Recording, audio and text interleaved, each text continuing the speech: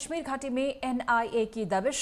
घाटी के कई स्थानों पर एनआईए की टीम पहुंची है। पुलवामा, कुलगाम और शोपियां में छापेमार कार्रवाई की जा रही है। उत्तरी कश्मीर के बांदीपोरा जिले में भी छापेमार कार्रवाई को अंजाम दिया जा रहा है। एनआईए एक बार फिर से एक्शन में है। उत्तरी कश्मीर के बांदीपोरा में छापेमार कार्रवाई, इसके अलावा पुलवामा, कुलगाम और शोपियां में भी दबिश। टेरर फंडिंग को लेकर एक्शन में एनआईए। जम्मू कश्मीर में कई जगहों पर रेड एनआईए की।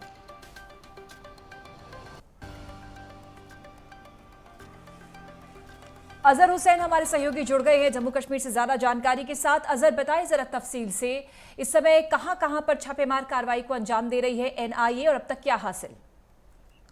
देखिए पूजा, आज सुबह जो है एनआईए की टीम, जिनके हमरा जम्मू कश्मीर पुलिस और सीआरपीएफ ने मिल के जो आज सुबह जम्मू कश्मीर के मुख्तलिफ अजला का जो है छापामार कार्रवाई अंजाम दी, जिसमें हम कुलगाम, अनंतनाग, पुलवामा, शोपियान और नॉर्थ कश्मीर के बांडीपोरा इलाके में छापामार कार्रवाई अंजाम दी। पूजा, ये मैं आपको बता दूं कि ये जो कार्रवाई अंजाम दी जा रही है, ये ओजीडब्ल्यू यानी अंडरग्राउंड वर्कर जो मावीन होते हैं मिलिटेंट्स के, उनको दबिश देने के लिए ये कार्रवाई अंजाम दी जा रही है। लेकिन फिलहाल जो अभी तक जो इत्तला मिली है, कोई ऐसे किसी आज दिन के हवाले से किसी की गिरफ्तारी अमल में नहीं लाई गई है। और कुछ हाँ, इतना तय है कि कुछ दस्तावेज फिर से हाथ लगे हैं एनआईए के हाथ में, लेकिन ये कहना कबल वक्त होगा कि इस कार्रवाई का पूरा जो क्या होगा। लेकिन ये कार्रवाई के बाद ही पता चल पाएगा कि आज की इस कार्रवाई में जो क्या कुछ सामने आया और क्या सुराग मिले हैं एनआईए के हाथ में। तो इससे पहले भी अगर हम लगातार देखें, पिछले कई सालों से एनआईए या एसआई या सिक्योरिटी फोर्सेस लगातार मिलिटेंट टेरर फंडिंग केसेस या ओजीडब्ल्यू की पकड़ में काफी मुस्तैदी से काम दे रही हैं। यहाँ तक कि जहाँ तक अमरनाथ यात्रा की बात है, अमरनाथ यात्रा भी स्टार्ट होने जा रही है और गृह मंत्री के बाद अभी जो है रक्षा मंत्री भी वारद कश्मीर है। तो इस हवाले से सिक्योरिटी फोर्सेस भी काफी अलर्ट मोड में दिखाई दे रही है। पूजा, निश्चित तौर पर अब चूंकि आपने अमरनाथ यात्रा का जिक्र किया है अजहर, बड़ी संख्या में न सिर्फ देश से बल्कि विदेशों से भी सैलानी यहाँ पर पहुंचते हैं। एक बड़ी चुनौती रहती है सरकार के सामने, प्रशासन के सामने, और इस चुनौतियों को पार पाने के लिए पिछले कई महीनों से अमरनाथ यात्रा की तमाम तैयारियों को बंदोबस्त और पुख्ता तरीके से अंजाम देने के लिए तैयारियां चल रही हैं। अजहर जी बिल्कुल पूजा, चाहे हम अमरनाथ यात्रा की बात करें, पिछले साल जिस तरीके से हमने देखा कि टूरिस्टों का रश है, टूरिस्ट के बाद में जो ये श्रद्धालु का है, श्रद्धालु में पिछले कई सालों से हमने देखा कि उसमें भी काफी बढ़ोतरी देखने को मिली। पिछले साल भी सिक्योरिटी फोर्सेस के लिए भी एक बड़ा चैलेंज था कि जो अमरनाथ यात्रा है उसको ऐसे तरीके में अंजाम देने के लिए सिक्योरिटी फोर्सेस ने पिछले साल भी काफी कड़े इंतजाम किए हैं। इसी हवाले से आज के इस यानी 2023 के इस अमरनाथ यात्रा में ये आशंका जताई जा रही है कि जो पिछले साल की जो रजिस्ट्रेशन है वो तजावुज कर गई, यानी वो ज्यादा हो गई है। और सिक्योरिटी फोर्सेस के लिए भी ये बड़ा चैलेंज है कि इस अमरनाथ यात्रा को पूरे आसान तरीके से अंजाम देने में वो भी काफी सक्षम दिखाई दे रही है।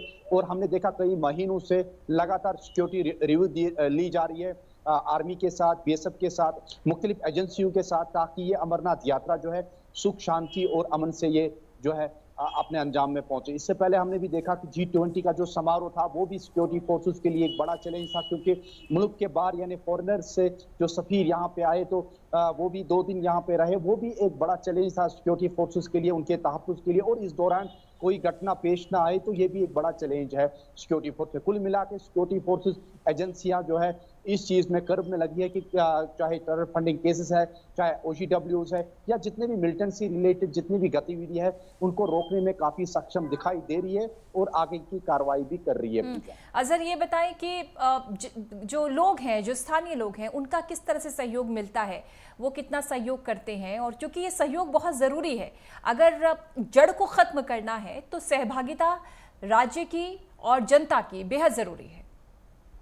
देखिए पूजा, जहां तक लोगों का सहयोग का ताल्लुक है, जो 2016 के बाद में जो यहाँ पे जो पूरा जो एक वातावरण जो चेंज हो गया है, जिस तरीके से हमने देखा 2016 या 2019 से पहले जहां कहीं पे भी इनकाउंटर होते थे तो उस इलाके को जो है बंद किया जाता था। मोबाइल नेटवर्क और मोबाइल फोन वो सारा बंद होता था और उसके बाद में हड़ताल चली जाती थी। अगर कहीं पे कोई इनकाउंटर होता था, कोई सर्च ऑपरेशन होता था या कोई भी छापामार कार्रवाई होती थी, तो पूरा इलाका क्या पूरी घाटी जो है उससे मुतासिर रहती थी। लेकिन आज की डेट में अगर हम आज की डेट की बात करें, चाहे आज सुबह की बात करें, एनआईए की रेड के हवाले से बात करें, बिल्कुल हम इस वक्त मेन मार्केट में इसमें कोई वो दिक्कत नहीं है। लोग अपना काम कर रहे हैं और सिक्योरिटी फोर्सेस अपना काम कर रहे हैं। जाहिर सी बात है, ये लोकल्स की मदद से ही जो ताउन है, तब जाके जो एनआईए है या एसआईए या सिक्योरिटी फोर्सेस वो अभी अपने काम में सक्षम दिखाई दे रही है, क्योंकि लोगों का भी सपोर्ट इसमें भरपूर दिखाई दे रहा है। पूजा, अब ये बताएं कि ये जो कार्रवाई है, जो एक्शन है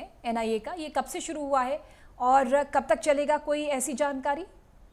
देखिए, अगर आज की इस कार्रवाई की बात करें तो ये बिल्कुल आज सुबह, क्योंकि यहाँ पे कल शाम से ही जो घाटी का जो मौसम है, वेदर है, वो काफी खराब चल रहा है, बारिश हो रही थी। आज सुबह से ही अल सुबह यानी 8 बजे से ही ये दबिश चल रही है और मुख्तलिफ इलाकों में, जिस तरीके से मैंने पहले ही जिक्र किया, बांडीपुरा, कुलगाम, अनंतनाग, पुलवामा और चारों अजलाओं में जो है अभी चल रही है कार्रवाई। लेकिन अभी जो एजेंसी की तरफ से, जो सूत्रों की तरफ से अभी जो वहां से सामने आया है कि किसी की गिरफ्तारी अभी आज की इस दबिश में सामने नहीं आई है। अलबत्ता जो शाम तक तकरीबन 4 बजे तक ये आशंका जताई जा रही है कि आज की इस कार्रवाई में क्या कुछ सामने आया, तो एनआईए के बाद में जब प्रेस रिलीज सामने आएगा। ठीक अजहर, शुक्रिया। इस खबर पर आपसे अपडेट आगे भी लेंगे। फिलहाल के लिए शुक्रिया।